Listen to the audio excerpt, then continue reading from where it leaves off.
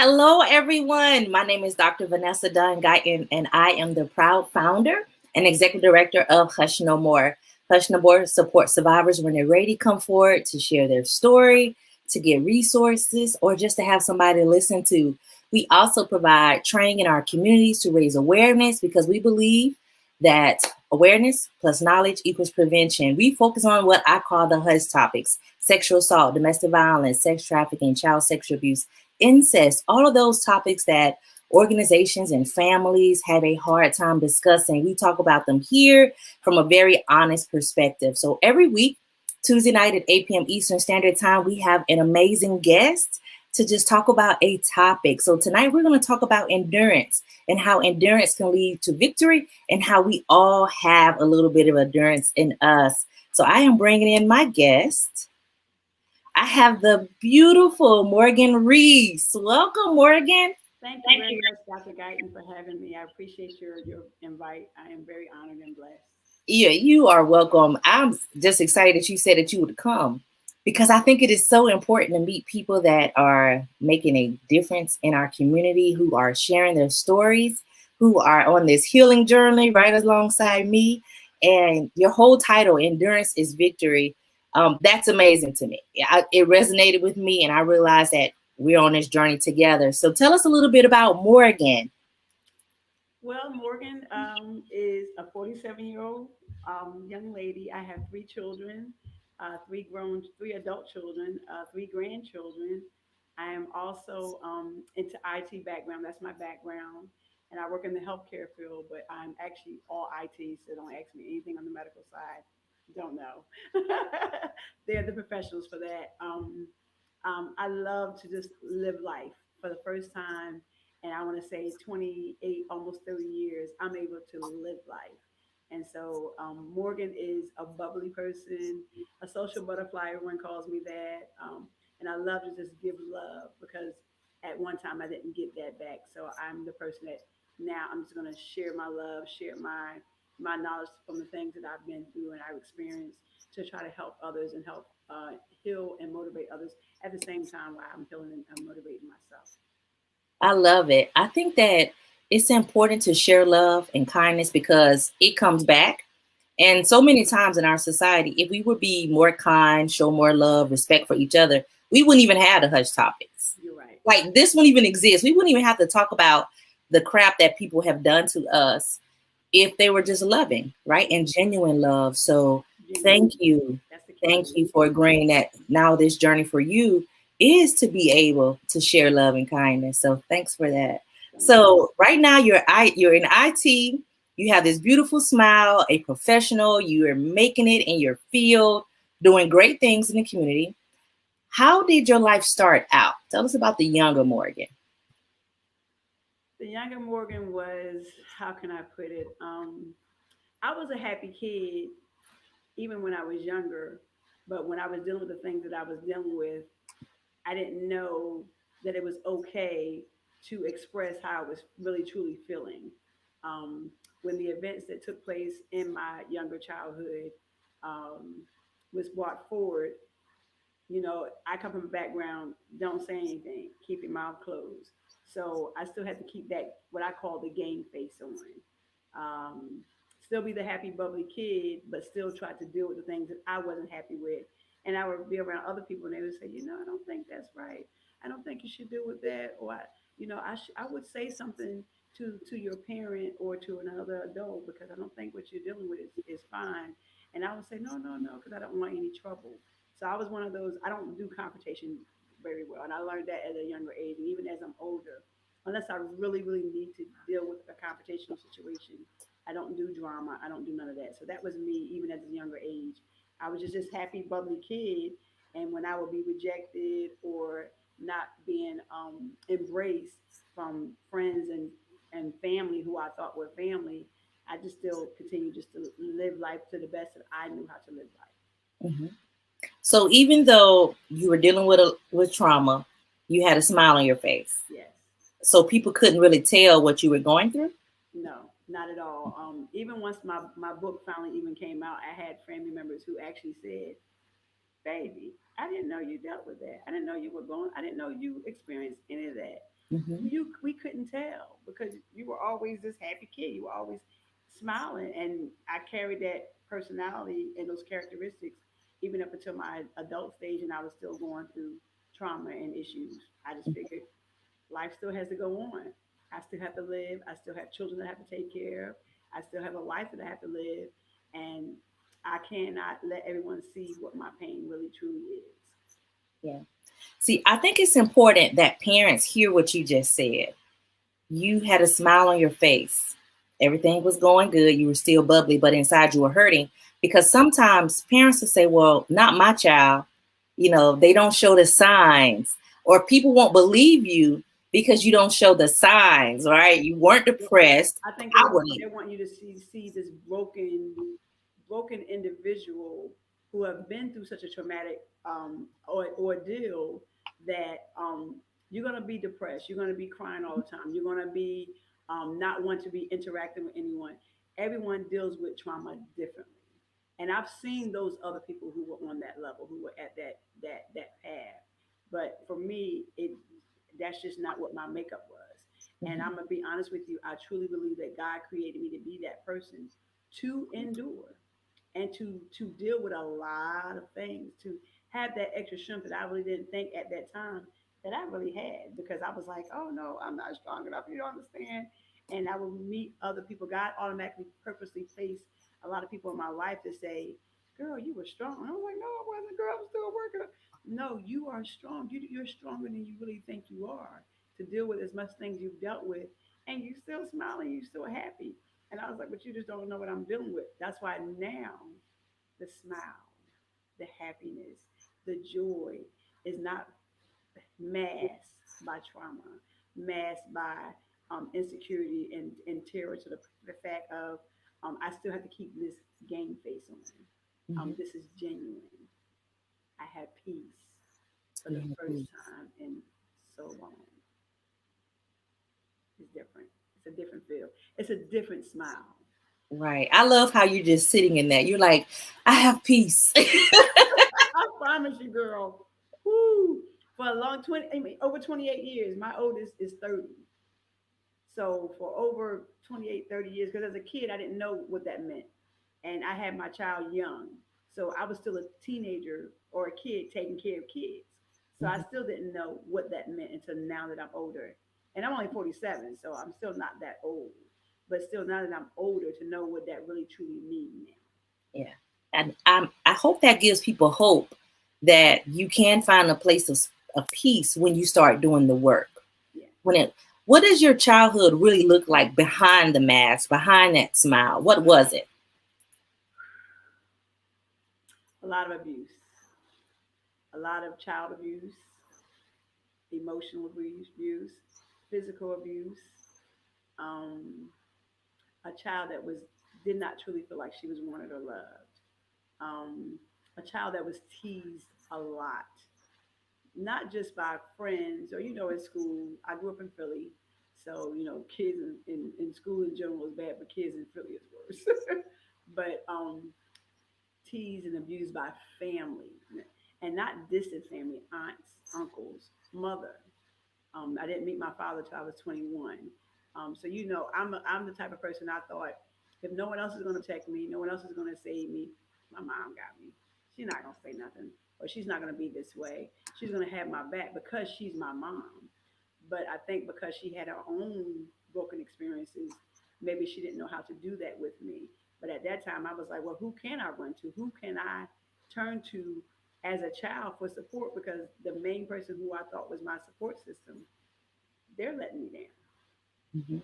So I felt really unwanted for a very, very, very, very, very long time. Um, and even as I got older, I still kept feeling that, trying to fill that void. And maybe that was probably why I had a child at a young age. My first child I had, I was 14 and I lost that baby. So there was another loss. Because I thought, okay, well, I have this baby. I'm 14 years old. I'm thinking I have this baby. This baby I can love, and that baby's going to love me back. And then I got pregnant again when I was 15, and I had my child at 16. So because I didn't have that love and that support and that affection that I thought as a child supposed to have, that was where I kept trying to figure out. who's really going to truly love me. So as I got older, I got to the point where I don't know who I can really trust because my main trust support system is letting me down. You know, you Mhm. can't go to your grandparents. If you can't go to your grandparents or your parent to be that trust support system, you know, I just figured, well, I guess it's not meant for me. At that time, I thought, well, maybe it just was not meant for me. It was meant for the rest of my family members, cousin wise, but not for me. I didn't deserve that. So I must have done something wrong to not deserve that. Even after the information was exposed of what took place, I still didn't get that love and support. So I just lived life as a child supposed to have should have done what I thought because I really didn't even know what a child's supposed to have done. The things that I was doing, other kids were not doing. Like I'm in the house cooking and cleaning at 11, 12, 13 years old, while my other cousins and other kids that was my age was outside playing. I'm taking care of another child, taking care of partially of another adult at that age. So I didn't know how to really truly be a child in that state of mind at that time. When everything was exposed from your the trauma of your childhood, did they believe you? No, she didn't. And then I think after talked to her some more, and I think she may have talked to someone else. Um, she kind of did, but then I think because she may have been over the person that abused me, it didn't really truly matter to her. So it Hmm. was like, okay, it happened, whatever. People were giving her guidance, telling her what I needed to get through this. And she did it for a brief moment. And then she said, oh, we're not going to do this anymore. You don't need to tell people your business anymore. And then it came to an end. So no counseling. I did a brief counseling, She did a brief counseling. Okay. brief counseling. Well, I that's think, more than what some parents do because I've met parents just like it didn't exist at all. So, but yeah, then taking you to counseling and not allowing you to stay can also do more harm. I can see that yeah, because now you know what steps need to be taken, but you're not allowed to take them. right. And as I got older, I was like, I don't need that. I'm just gonna figure it out. God got my back. I'm gonna pray about it. I gotta stay strong because it's still again, I'm not still just taking care of myself. I have my children, and I Mhm. still had to take care of the person who who wasn't able to support me, and then other siblings. So I was still in the parent child mode, if that makes any sense. It does. Hmm. Yeah. So, my question for you is being through all the abuse, the trauma from when you were younger, seeing bad relationships around you, how did that affect your adult life? Ooh, that's a question. My choices in my adult life has not been perfect. I am gonna honestly say that. Not Hmm. um because I didn't have a good footprint. I didn't have a good guidance and support. And once my parents finally, I guess, started wanting to be parents, I'm already grown now. It's too late for you to give me the advice that I needed when I was younger. I needed this advice when I was in my teenagers. I needed this advice when I was in my 20s. I don't need this advice now. I'm in my 40s, almost 50. I needed that then. So, as an adult, prior to where I'm at now, I was in a very unhealthy, unhappy, not great relationship prior to the relationship I'm in now. Saw the red flags. Red flags was thrown at me. Girl, you see that red flag? And I didn't even know what red flags meant then. I was just like, But you know now, right? You know now. oh, I know now, girlfriend. So, and it was like, yeah, I don't know. I don't think you. But I didn't want to hear it from other people. I wanted to hear it from my mom, my dad, my grandma, my grandfather, my aunts, uncles, people who I figured who are authority figures.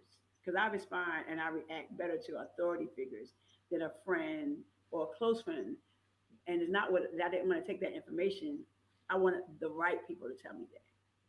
But the right people wouldn't do that. The right people would bring me down even more or make me feel even less than because I made the bad choice to be in a relationship. And I said, well, if you would have been a better guy, maybe I wouldn't have stayed in that relationship, or maybe I wouldn't have been with that person as long as I did. And they chucked that off. So I was like, well, you know. So I basically had to learn on my own what was not good and what was good. It took me 17 years to figure it out, but I had to learn on my own because I was getting it from other people, but they were not my family. They were not people who I say that I think I should get this information from. Like I, So pretty much you blew off your friends, like your girlfriends will tell you need to lead a relationship with you. yeah, I was like, girl, Okay. okay, but Yeah. you don't know. You in your happy relationship. You don't even know. You know. I was like, I ain't paying you no attention. And other people was starting to tell me. Some family members were starting to finally come around and say, I'm gonna give you this advice. I need you. I don't think you should be in this relationship with this person. I don't think you should be around this person. Even like people who I say, oh, they're my friend, because I was one of those. Oh, you're my friend. You're my friend. You're my friend. And like, girl, they ain't your friend. They doing this kind of stuff. That's not your friend. But I was still like, no, no, they're my friend. Because I wanted them to hold on. I'm going to hold on because I didn't have nothing to hold on. So I'm going to hold on. Even though they'll treat me bad, but it's okay. I still love them. So I kind of just brushed their advice off because I was like, you're in a happy situation. You're living the life that I want to live. So I don't want to listen to you.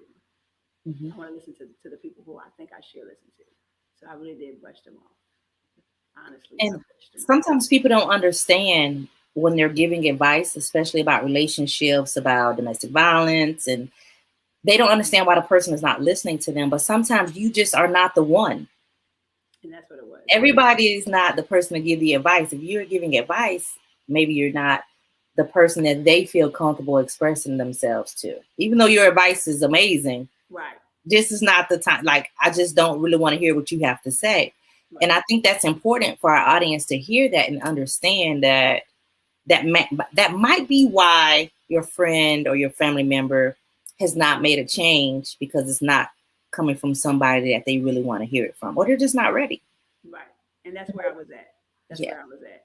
And the time I finally got it from the person I wanted to hear from, it was too late because I'm like, the advice you were giving me, you were also tearing me down at the same time. So you were not helping building me up. You would give me this trinket, but then you would throw this salt into the wound while you would give me the trinket. And I'm like, I can't really take that from you because you've also hurt me as well. So I don't know what to take from you either. So it's like, well, I might as well stay with them because guess what? They're not that great, but they protect me. You didn't even protect me, and I needed your protection. Um, so it took for me to get to the end of that relation, close to the end of the relationship, to finally say, you know what, I'm done. I lost too much. I was like, okay, I'm over this. Because they were even bringing me down too. They were tearing me down. They were emotionally and sometimes physically abusing me as well. So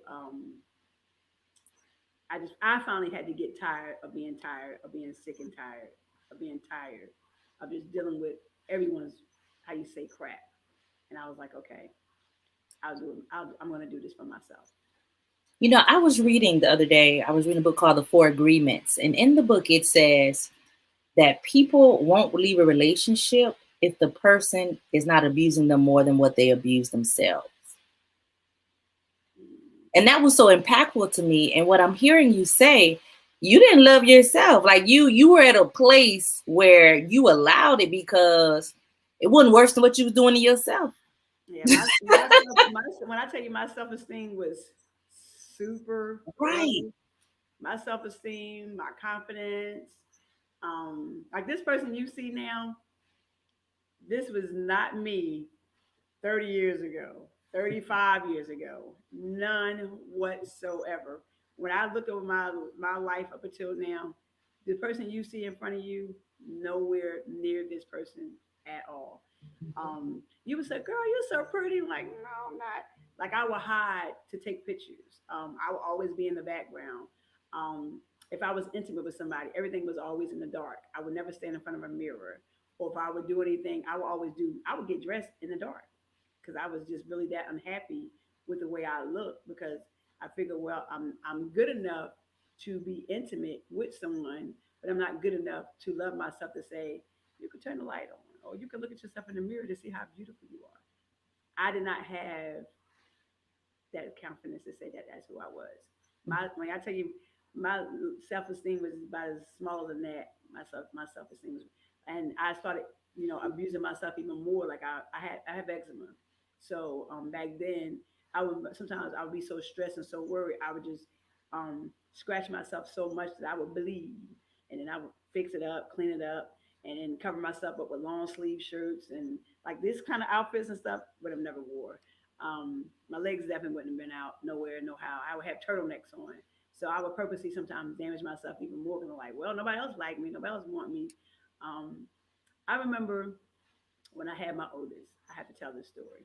Remember when I had my oldest, and in high school, of course, I got picked on a lot. And I remember the young lady said, "Well, who got you pregnant?" And I said, "Well, the same person who messed with you probably messed with me. Oh, he must be blind, deaf, and dumb and stupid." And I said, "Okay, whatever." So unfortunately, I had to drop out of school for a brief moment. And I remember walking down the street with my daughter in the stroller, and one of the young ladies, not the same person, a different person from school, said, "Oh, you had a baby. Oh, let me look at your baby." And she looked directly at my daughter and she said, "Oh, you're so beautiful. You're so pretty. I don't know what happened to your mother. She ugly." And I looked and I just smiled and I just walked away. And I was like, well, I guess you're right. But I was like, well, at least I have a beautiful daughter. That's all that matters. So that's how low my self esteem was. Because anybody else was like, girl, I would have cussed her out. I would maybe be out there fighting. And I was like, no, it's okay. So Just moving on. I And you really had think, been silent for so long, though. yeah, So very when much. you were silent, and then when you did try to say something, it was shut down. So I can see how in your life, anything else that you would have had to say, you shut it down. Yeah.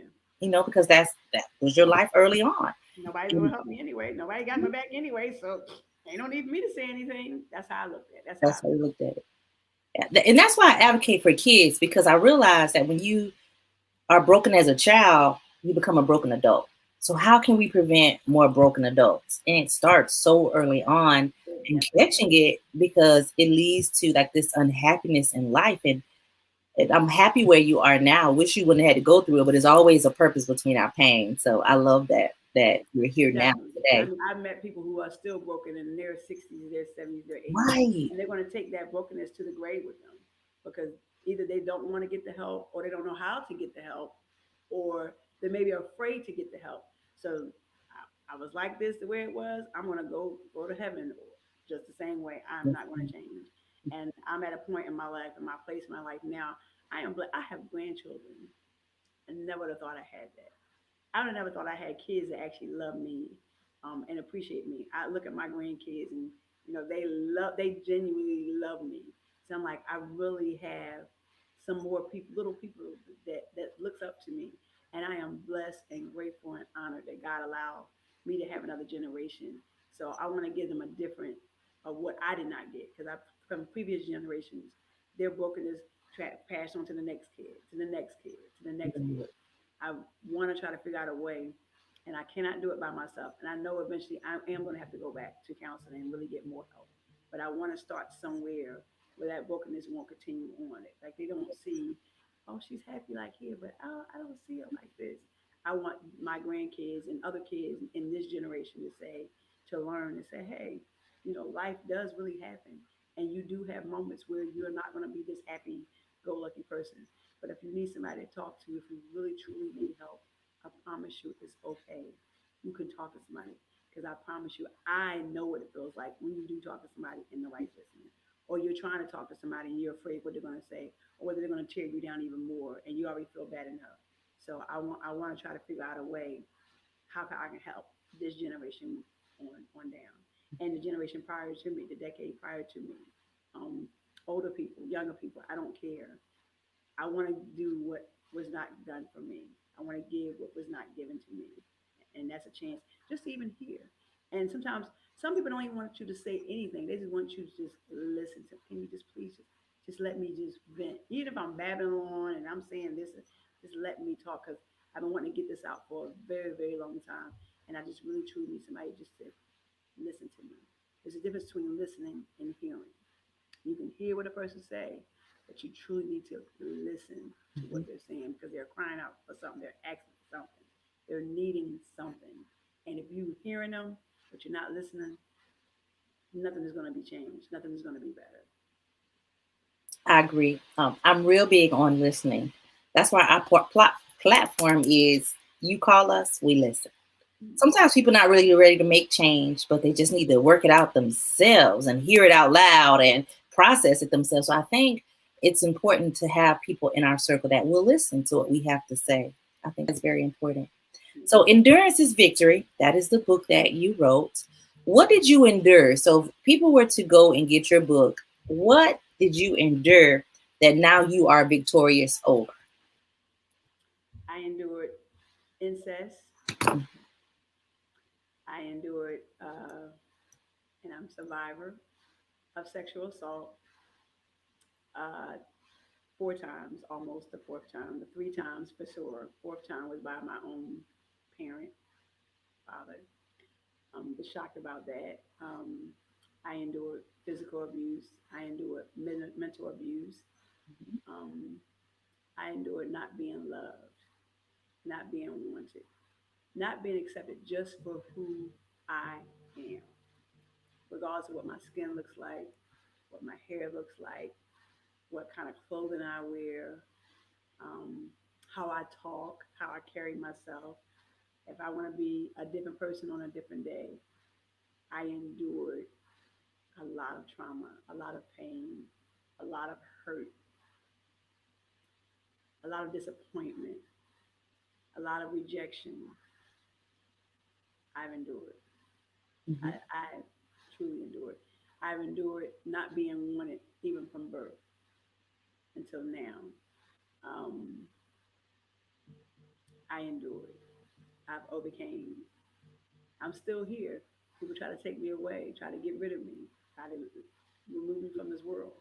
But God says, no, she's not going anywhere. No matter what you do to her, I'm going to save her. I'm going to protect her by any means necessary. And as I looked at it over my life, within the last 5 years, 5 or 6 years, I really seen that He really was protecting me. He placed a lot of walls to prevent certain things from taking place.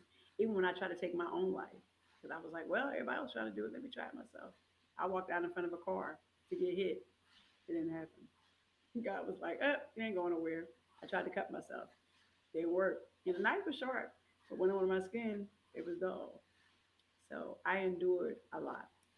Mhm. I am victorious on purpose. I persevered very long time.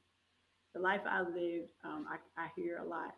You live 5 adult lives before it was time for you to live your adult lives. Mhm. So that's what You I know, sometimes people have a hard time listening to somebody say the word incest, or a lot of survivors have a hard time saying incest. It's one of those words that we don't really like to hear, and because we know what it means, and it means it's in your family, right? And so to be abused within your family is very, very difficult. And I honor you in the moment for even sharing that. And then the sexual assaults, it's like, how many more people are going to try to harm me? How many more people are just not going to love on me? And then to be in bad relationships and over that. How do you say that you're victorious? What does that look like for you? Like, even how, like to our guests, I guess I want to say, how did you get through all of that you just described? I'm gonna be honest with you. It's not me by myself. It's the man upstairs. I tell people this all the time because I don't even know how I get through it. I don't even know how I'm getting through it even to this day. I remember at one time I could talk about it and I would cry. Mhm. I would say mention something or I would get upset with someone and I just start telling all of it. Girl, I didn't know you would. You need to go talk to somebody. I'm like, no, I didn't talk to nobody. You just don't understand. For the first time, I can tell my story, and I'm not getting choked up, or I'm not getting so upset. So I would get upset too. Oh, you haven't gotten over it. You still got a lot of pain. You still not. You need a little heal a little bit more. I can actually talk about it and share the details, and still be okay. Um, still not get so emotional where my emotions um, bring back the trauma again, where I feel like I'm getting victimized all over again. I am definitely not a victim. That's what makes me victorious. I am a survivor. I am still here to tell the story, to look those persons or those people in the face and say, you know what? I forgave you a long time ago. It's okay. Now, if you haven't forgiven yourself, that's between you and the man upstairs. It has nothing to do with me. I've forgiven you, so that's why I'm victorious. Forgiveness makes me victorious. Um, to continue to still live life, to be in a better place, in a better space than I was when I was going through the trauma, going through the pain, going through the rejection, going through, can you please just help me? Can you please just listen to me? That makes me, for me, to be victorious. That guess what? No matter what you did or what occurred in life or what situation took place in life, I am still here. I am not going anywhere yet because God said it's not my time. Because that's what makes me victorious in my current chapter. I've had so many chapters in my life, and not we're not even talking about chapters in my book. We're talking about chapters in my life, and I'm still here. I'm still standing. I am still strong on purpose. Don't know how. Don't know why. Don't know what that reason is, but that's what makes me victorious. So, do you think that being victorious is about your perspective on your life now? I do. Yeah, I do. that's what I hear you saying. It's how you're looking at your life, which creates a level of victory. Because we could say, oh, it's me, woe is me, and my life is horrible, it's miserable, I've had a horrible childhood. You could bring up all the negative things that have happened in your life. But how can you flip the narrative? How can you write your story for you? And to me, that is exactly what you have done. Healing is a lifelong journey, right? Yeah, Ooh, that is a journey. it's It does never not ending. happen overnight. It's never And going so when to people say, "Oh, you still got healing to do," yeah, I do. Like this is a lifelong journey, and so the that is purpose of me okay. writing my book was for me to start healing. And I started writing this book 9 years ago. About 9 years ago, I started writing that book. And the purpose of was I had finally met with a counselor, a rape crisis counselor, and she said, "You need to write a book." I said, "Write a book." She said, "That's going to help you heal." And I was like, "Oh, okay." And I picked it up and I put it down. And I picked it up again. And I was like, "Oh no, I don't think I want to do this. I don't think I want to put this out there." And I was like, well, "How is this going to help me here? I still got stuff going on. I don't think I want to. I ain't doing this." And then it finally hit me last year, right during COVID, and I said, I guess it's time. And what makes me get the chills even more is when our current president got elected, and the poetess kept saying, "Endurance. We are victorious. We endured. We are victorious." And I said, "That's my book. She must have read my book. She must have heard something about my story." And I was like, but I think it came out at the right moment. Even with the pandemic, it came out at the right moment because so many people gave up. We lost so many souls and so many lives during this pandemic that no one expected to happen, to take place. But I believe a lot of us are victorious because we're still here to tell our story. We're here for a purpose. Some of us did not make it, some of us did not survive, but the ones who survived, we're here for a reason. And you have to figure out what your reason is. Yeah. Why are you still here? And you said, I don't know why, I don't. and you're like, I don't know why, and I didn't do it by myself. But you've done some work, Morgan. I don't think you give yourself enough credit. You've done some work. You've been to counseling. You've been writing. You're sharing your story. You are putting in the work. You're doing more than just praying. Okay. You I put in the really work. appreciate that. Yeah, you are. And so I want to congratulate you on that. A lot of people can't even read their own story, can't even write about what happened to them. And so you are growing and you're getting to that level. So there's a purpose. And I'm so excited to be able to see you on this journey. Tanika said, "You are beautiful, awesome, strong, victorious, a survivor, a mother. You are just amazing. I can relate, and you have overcome, and you are loved by God. Keep shining strong, Black Queen." Thank you very much, Tanika. I really appreciate that. Girl, don't get me emotional. I ain't trying to be crying now. Don't get me emotional. I'm a crybaby now. I'll be crying over here. You be like, "Oh, girl, get yourself together." Thank you very much, Tanika. I really Yeah, appreciate that that. is beautiful. And we need that. We need other women, other men to pour into us and to say something so positive so that we can also see it for ourselves. Because it's hard to see the Because good. we've had enough negative. I know I've had enough negative in my life to last eons. Hmm. So it's time somewhere you got to be positive. Like someone says, "You always so bubbly. You sunshine." I'm like, "Girl, if you knew my story, Hmm. man, if you knew my story, you would understand my smile." And I tell that to people all the time. If you read my story, if you knew my story, you would truly understand my smile. I promise you, this is a long journey to get here. My journey, my chapter 5 years ago started to a whole different level. If you would have known me prior to the 5 years, you'd be like, ooh, ooh, okay, now I do. Yeah, you still going through some stuff, okay. But I promise you, it's a reason for this smile. It's a reason for this bubbliness. It's enough negatives in the world. I don't want to, and I know life still is going to happen. There's still going to be bad things that's going to happen. There's still going to be things that's going to take place because life is what life is. But I feel, I really truly believe if you let that positive make a positive, it's going to equal positive. If you got that negative and negative, it's going to be negative. I Mhm. wasn't great at math, but I still remember that part. I remember that part too, and I hate math. But I But I just like remember that. the I numbers. like using math Look, I took for computer math example, just so I wouldn't take the regular math when I got to college. I was like, oh, I can take computer math. Oh, that works for me. right? Easy out. I love that. Where do you see Morgan in the next 5 to 10 years? Where are you?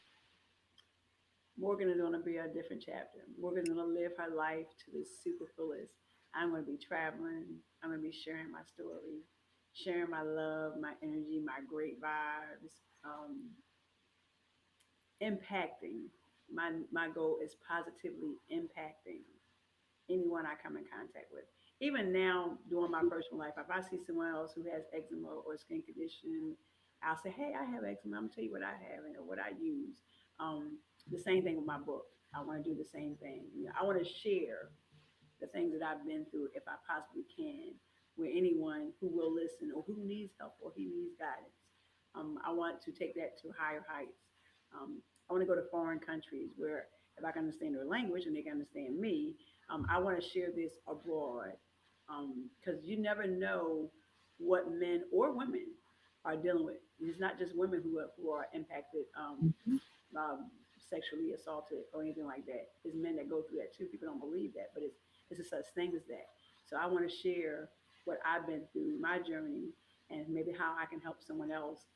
Because I keep telling everyone, friends and family, I don't know where this book is going to take me, but I have this feeling that my goal is to impact as many people as I can, to touch as many souls as I can. No, I am not perfect. I am very flawed. I do have my own things that I have in life that I'm still working on and building on. But I want you to know and see the things that I've been through and I dealt with thus far, how it helped me grow, how it helped me get better, and helped me getting better. I want to share that with as many people as I can. That's I what I love see that. myself in the next 5 years. Like I want to make a movie out of this. I really do. I want it to be on screen. And I remember talking to someone. They said, "Oh, that's going to be a dark movie." I said, "It's going to be a dark movie at the beginning, but at the end, I promise you, it's going to be a lot of sunlight. There's a big old rainbow at the end of that story." So that's my goal. I God's love will. it. So I believe that when you speak your goals, your intentions, that you manifest that, like you speak that to the universe, Yes. and that it is being heard all over, and that is going to happen. Yes. Like I believe, like I can't wait. Like a movie. Oh yeah, I could see your book being a movie. That's my goal. That's my goal. That's my goal. I already got the actors and actresses in my mind picked out, all that. I'm like, yeah, I want this to be on the screen. Mhm. So what you read in the book, when you see it on the screen, you'll really get a better visual. Oh, oh, oh, okay. Now that kind of makes okay. But then at the end of that dark story of all that hurt, all that pain, all that disappointment, it was a shine of light at the end. Wow, she dealt with all that, and look where she's at now. I Mhm. promise you, I'm ready to go higher. I'm ready to share this with as many people as I can. That's mainly my main goal is to share how I am a survivor, never a victim, a survivor. No more, no more victim. I'm a survivor. I am a survivor, and I'm going to show and help anyone I can to help them be a survivor. We're no longer victims because we get victimized and then we victimize ourselves and then we live that life as the victim. Woe is me. Oh my God. No one understands. I've been that person. Like I've cried and moaned, God don't love me. He ain't listening to me. I can't say that now because he did listen to me. It just took it to happen at his time, not my time, his time. I love that. For your book, have people gave you any pushback? Like, have you had family members that say maybe you should not have published your book? Oh, yes, I have. Yes, I have. I had honest feedback, critiquing. Um, it took actually even took me a while to finally tell my mom because I didn't want her to know about it yet until I saw her. Unfortunately, because of COVID, I haven't been able to tell it. And then family members was talking, and everybody's buzzing, and it's a lot of negative response from those same family members, which doesn't bother me because my thing is um, the same thing you try to do to me then that doesn't work anymore now. Because guess what? I'm grown. You can't hurt me. You can't harm me. We don't live nowhere near each other. Um, I kind of expected it, but I didn't expect it to the level where you are approaching my children. Don't approach my children. Some of the things that are in the book, my kids already know about it. Because again, I had no secrets. I had nothing to hide. I'm going to tell you my dirty laundry. Heck, my dirty laundry is in the book itself. So it's not like, oh, she's talking about this and she's telling this to happen. This and she ain't telling the stuff that she's done or she ain't telling the stuff that she's been through. Oh, I'm telling my side as well. So I'm not keeping everything all about the things that took place to me in my life. Um, but they don't get that part. All they know is she put this in the book. I can't believe she did it. I was even told, maybe you could have worded it a different way, or you could have said it a different way. I could say it 50 million times, 50 million different ways. It, it still took place. I can only clean it up, but as much as I could clean it up. But I want to be honest because I didn't get that. I didn't get honesty. I got a lot of secrets. I got a lot of, oh, we ain't gonna talk about that right now. Oh no, you don't need to know that now. I don't want to be that person to be secretive on that level.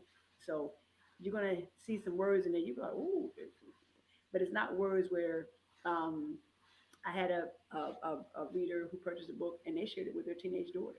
They shared it with their 16-year-old. No, she's 15. She shared it with her 15-year-old, and she shared the story with her classmate. Classmates letting them know I read this book, and I have this person, and they went through this, they went through that. So it's not so dirty where it's dirty, and you're like, oh my gosh. But my family made it seem like it's so dirty, like I can't believe she did this. Well, I did. And it is what it is. It happened.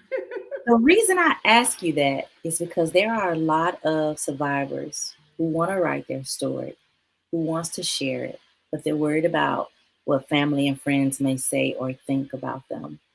And so I think it's important to show authors who have shared very difficult stories and they survived. And I'm going to be honest with you. That's why I held on to the book again for as long as I did because of the stories, because of the things Mhm. that were in there. And I was like, oh my gosh, they're not going to talk to me. And I thought about it. I don't talk to them anyway. I don't have a relationship with them anyway. I don't have a close knit bond with a lot of them anyway. And the ones I do, they respected it. They gave me their feedback. They gave me their thoughts, but it didn't change the outcome. So if I look at it like this again, don't give anyone the keys to drive you crazy. You don't need no help. I promise you. You let those people take your power, that means again they're shutting you up again. They're taking away Mhm. your voice again. And again, now you can't share that with someone else who's been through something. You're not going to be able to help someone else. It's like again, that control is back over them, over you again. Oh, I'm gonna keep her quiet again. I'm gonna make her scared, this and that. You really can't do nothing to me. I live my own life. I take care of my own self. I'm paying my own bills. You have not made a positive growth impact in my life that because I wrote this story is going to turn my life in a whole whirlwind and turn it upside down. No, you're not. So your opinion, I appreciate it. I respect it. I receive it. But you haven't made a positive impact in my life for so long because of the trauma, because of the things that took place. So I'm not going to let you shut me up again. I'm not going to let you keep me quiet anymore. I'm going to talk because I'm grown. I'm an adult. You can't. What am I worried about? Oh, you're going to beat me? Put me in timeout. You're going to put me on punishment. I'm over that. I promise you. I'm over that. Like it took me to my 30s to finally not be scared of getting a whipping.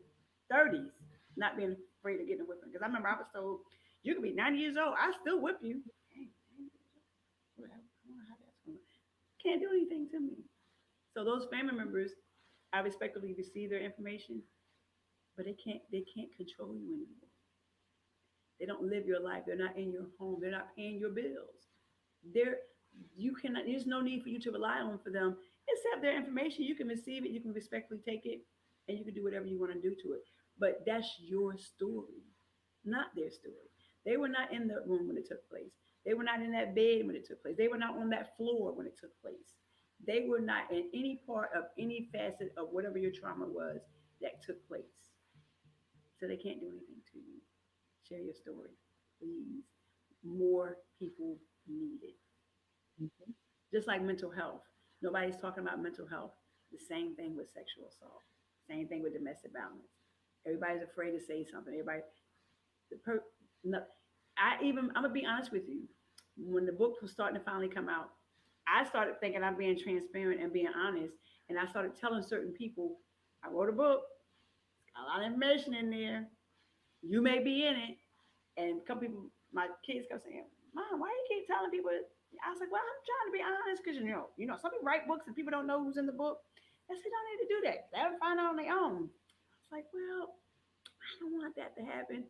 And as time went on, a couple of other people said, "Don't tell nobody. Just let the book just come out." And they found out how they need to find out. And I was like, "Oh, Let them buy the book.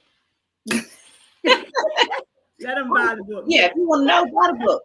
And a couple of them bought the book, and then that's when the doors open and the sparks started flying. But again, I said, "You make no positive impact in my life. You never did. So whatever negative you're gonna, because again, they're gonna give you negative. Whatever negative you're gonna tell me, I don't even care. I love Because it. when I was growing up, when I really needed to hear your voice, and for you to tell me some positive trinkets or give me some positive information, you didn't do that. So if you're still gonna give me negative now that I put my story out, I don't care. That's you. That's not me. You came into my world. I didn't come back into your world. I left your world on purpose. So you came into my world to try to disrupt it. I'm not gonna give you that power. I'm not giving you the keys to drive me crazy. Don't need no help. I love it.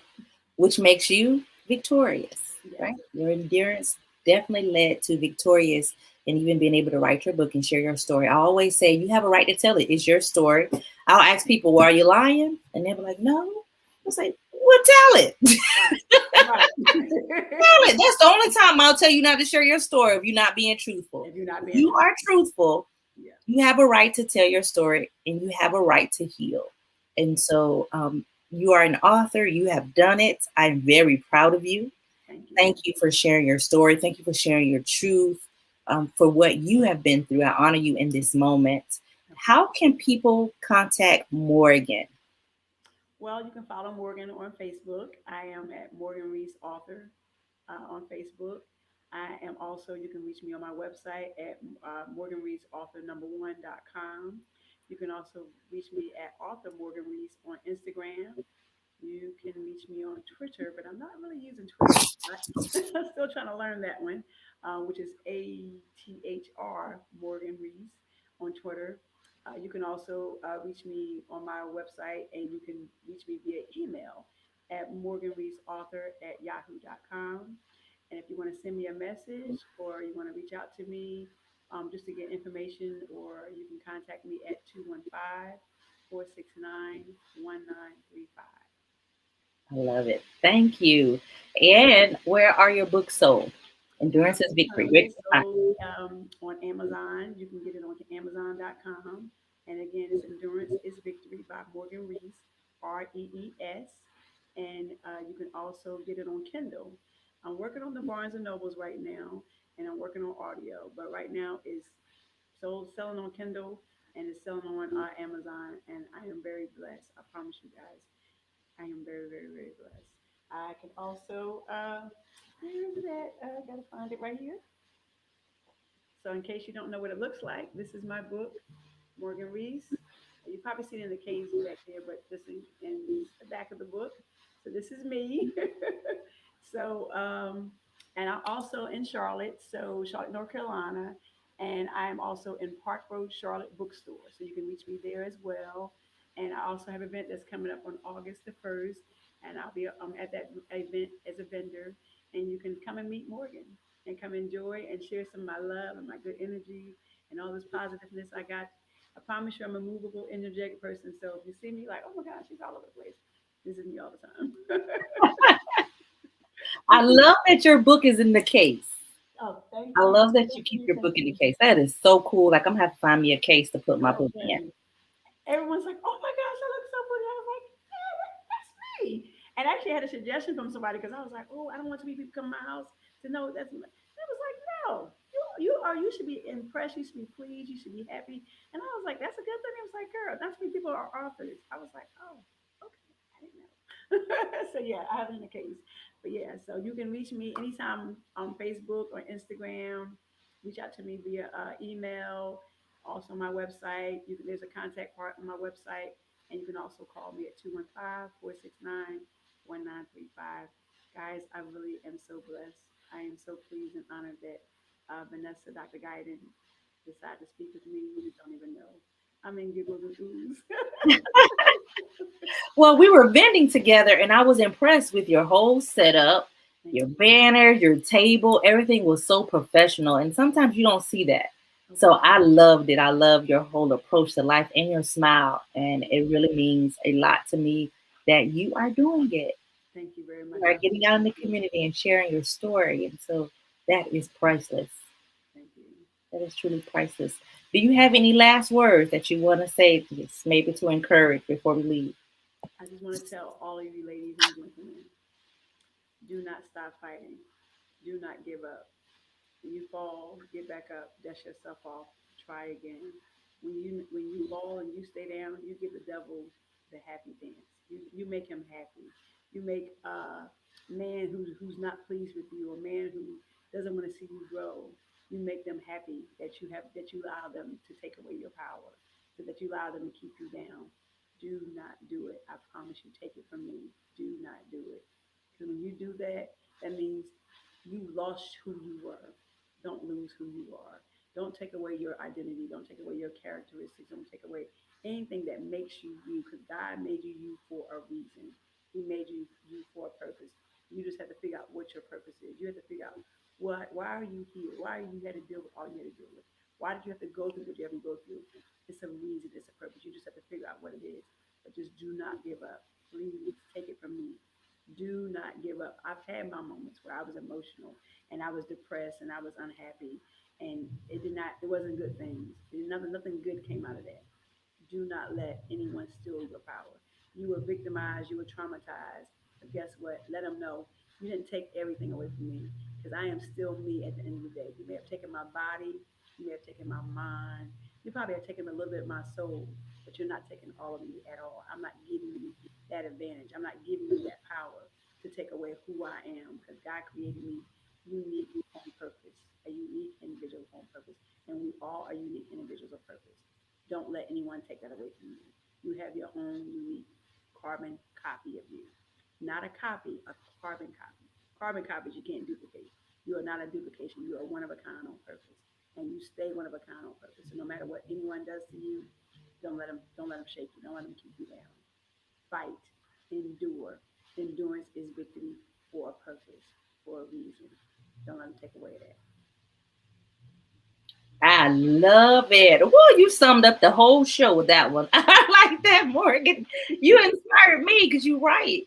Don't let them. Do Don't let not let people hold you back. That's right. giving them power over you, and you have to take your power back. Yes. Period. Yes. Like the young people say, period. Yes. Point blank. Period. Don't let them do it. How you say? Not gonna happen, Cletus. That's right. So thank you for joining us. I Thank you want to for give you having all me. some information about Hush No More. If you are a survivor, if you know somebody that's a survivor, have them reach out to us. We are here to be able to be a blessing to others, to be able to just love on you, to provide resources, to listen, to just help you get to the next level in your healing. Next week, we are going to have attorney Kelly Durden. She's coming and she's going to talk about survivors who identifies LGBTQ plus. This month is Pride Month. And so I think it's important to talk about people regardless of their beliefs, their sexuality, to just accept people for who they are. And so that's going to be our Pride Month show next week. On the 29th, we're going to talk about military sexual trauma. The title is called Glass Soldier, and that is going to be with the the Andrea Poll. I can't wait to have that conversation as well. And then on the 9th of July, we are having the Hush No More Raw Truth Poetry Night. If you are a poet, please reach out to us. We would love to have you on the platform to share your poetry. We would love for you to join that poetry event on the 9th of July. Listen to some phenomenal poets. It is going to be a great event. If you are also a poet, we are collecting submissions for our Hush No More poetry book. I believe that you heal through your writing. So if you have written any poetry, would like it published as part of our book, please go to our website, www.hushnomore.org/poetry, and submit your submission. If you would like to be a guest on our show, you can go to the same website/podcast and apply to be a guest. We're always looking for those who are survivors, who are advocates, and nonprofit organizations in our community because we believe that there are a lot of good people out there, a lot of great organizations, but a lot of times we don't know about them. So our platform is to lift each other up and to just be a resource for our community. So thank you all for joining us. It is truly an honor to be able to come to you to give you some great information, to be able to share Morgan's story, to be able to encourage, to let you know that you are victorious. It's all about your perspective. You've endured a lot. So how can you look at yourself as being victorious? So thank you so very much. Reach out to us if you need anything. We are on all social media platforms, and our number is 1-888-285-2161. Share our video so that more people can learn more about themselves and get an idea of where they can be. They don't have to be stuck in the same place. So thank you all for joining us. Thank you again for having me, Dr. Guyton. I really appreciate it. I'm blessed and honored. Everyone, please have a great rest of your day and please, please be safe. Peace and blessings.